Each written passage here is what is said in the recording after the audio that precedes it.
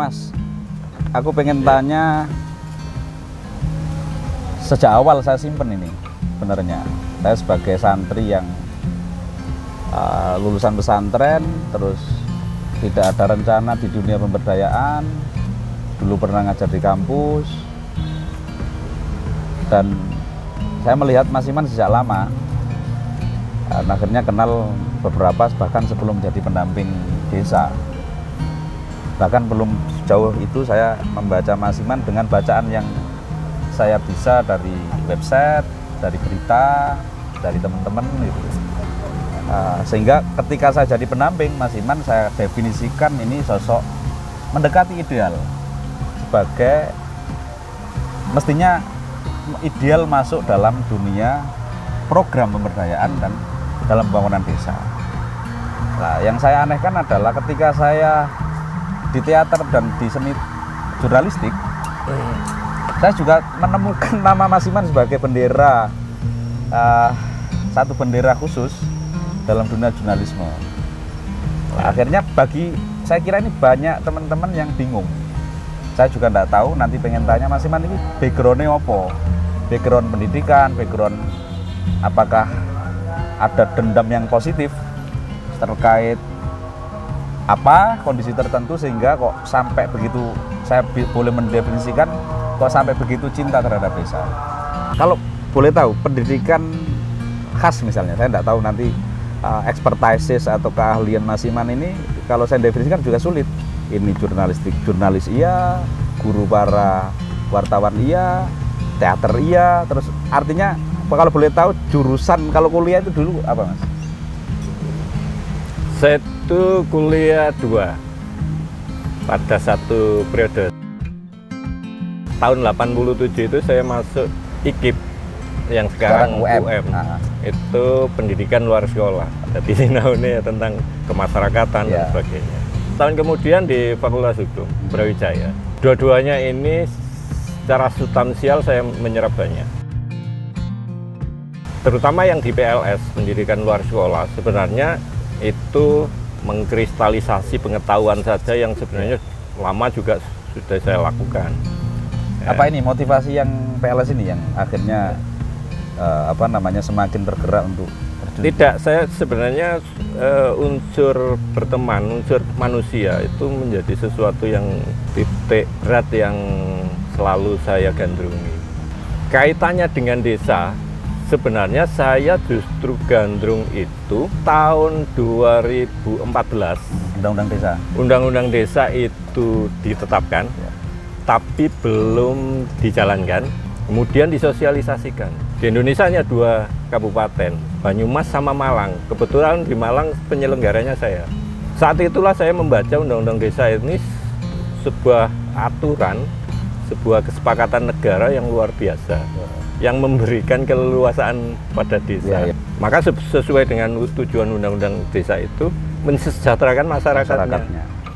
Saya boleh bisa mengatakan itu 180 derajat desa akan berubah tata kelolanya. Saya lihat Mas Iman, apalagi nanti boleh cerita tentang Sinau Desa. Ya. Itu saya tangkap kok masih semangat Mas Iman mengkader, melakukan kaderisasi, tidak pilih pandang bulu, mau yang datang pendamping, mau datang pegiat liar. Ya. Jadi satu hal yang harus ditularkan itu bagaimana menerjemahkan undang-undang itu biar nggak bias. Misalnya pada anak-anak teman-teman muda, perangkat desa muda, pasti memiliki cara yang berbeda untuk memahami itu. Kemudian inputnya tentang itu juga mungkin masih cukup kecil, masih ringan. Dari situlah harus masuk. Saya itu sangat berbangga hati ketika anak-anak muda itu mau bergerak dan mau belajar tentang desanya, kemudian menjalankan. Dan ini yang kerap saya lakukan, dan alhamdulillah banyak desa minta referensi ke saya. Misalnya kalau mau merekrut perangkat desa, saya mesti menyarankan yang muda. Karena apa? pembelajarannya akan menjadi lebih fresh, kemudian jangka panjang, dan itu pasti giat. Dan beberapa desa itu terjadi, dan saya berbangga. Dan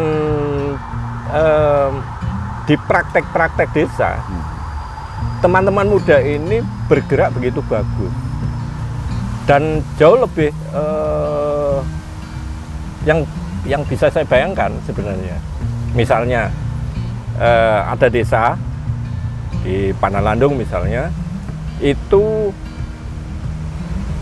sebelum rame-rame soal basis data digital, digital ya, Panalandung itu sudah melakukan digitalisasi menggunakan dengan proses yang paling awal, melakukan pemetaan desa, geospasialnya kayak apa, ketinggian masing-masing wilayah kayak apa, kemudian ini sosialnya kayak apa, secara real, secara konkret ketemu, dan itu probable dengan disupport oleh tenaga sumber daya desa yang muda-muda tadi. Ini semua yang melakukan anak-anak muda. Dan itu adalah rekrutan yang baru muncul, dan itu sangat cepat, sangat kencang. Nah, tinggal dari pengawalan ini adalah karena anak muda itu pasti ada perubahan-perubahan yang harus terus-menerus selain anak muda barengi.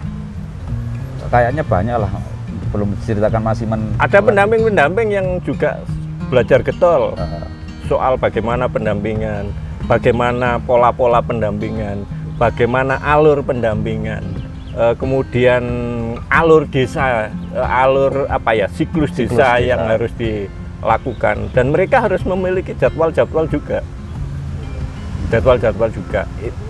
Ini metodenya. Kemudian bagaimana mendiskusikan isinya setiap tahapan-tahapan itu. Ini bukan berarti saya yang paling pintar, tapi saya juga mendengarkan pengalaman-pengalaman mereka. Itu semakin memperkaya. Saya semakin kaya sebenarnya. Sebenarnya kalau yang saya keluarkan itu satu, saya biasanya mendapat 5 dari mereka. Dari 5 inilah kemudian kadang-kadang seringkali saya renungkan, kemudian langkah lanjutannya kayak apa.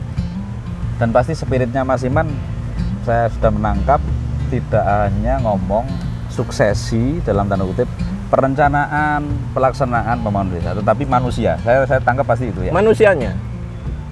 Hal itu tidak bisa dilakukan, hal-hal teknis itu tidak bisa dilakukan kalau manusianya belum masuk ke situ. Makanya saya akhirnya kegundahan saya di tenaga ahli itu, kegundahan saya diantaranya adalah dalam quote-quote yang sering saya sampaikan adalah seringkali aplikasi itu seringkali inisiasi di bawah itu mentok dikalahkan aplikasi. Ya, hal yang paling harus dilakukan juga, harus diniatkan oleh siapa saja yang pemberdaya desa itu adalah meyakinkan diri bahwa kita bisa masuk ke sana tidak dalam rangka formalitas. Formalitas itu iya perlu, tetapi bukan itu satu-satunya dan bukan itu yang paling. Tapi bagaimana impact yang kita katakan, yang kita ajarkan, yang kita tuntun pada yang lain itu bisa berdampak dan mereka bisa memahami dan bisa menjalankan. Itu yang penting. Bukan saya harus absen pada jam tertentu, bukan. Ini nyindir pendamping ini? Enggak. Banyak hal itu terjadi. Banyak hal terjadi. Kalau pendamping itu terjadi ya mungkin. Ada yang begitu? Ya ada lah, pasti ada. Karena background-nya kan tidak semuanya yang Mas Iman ceritakan. Ya. Itu pasti ada. Saya tahu persis orang-orangnya pendamping-pendamping yang luar biasa kerjanya, saya tahu. Dan itu saya yakin desa-desa yang dia dampingi itu memiliki tingkat kemajuan yang lebih cepat, biasanya begitu. Sehingga terbentuk lembaga BUMDes sampai mengisi orangnya itu kan sebenarnya Santet. Sana ngisi. Mesti santet lah, apa desanya? Masuk kayak hilang. Ada yang dimulai fakta lapangannya. Ya, mulai dari pupuknya, dari tenaganya, sampai ke pabriknya.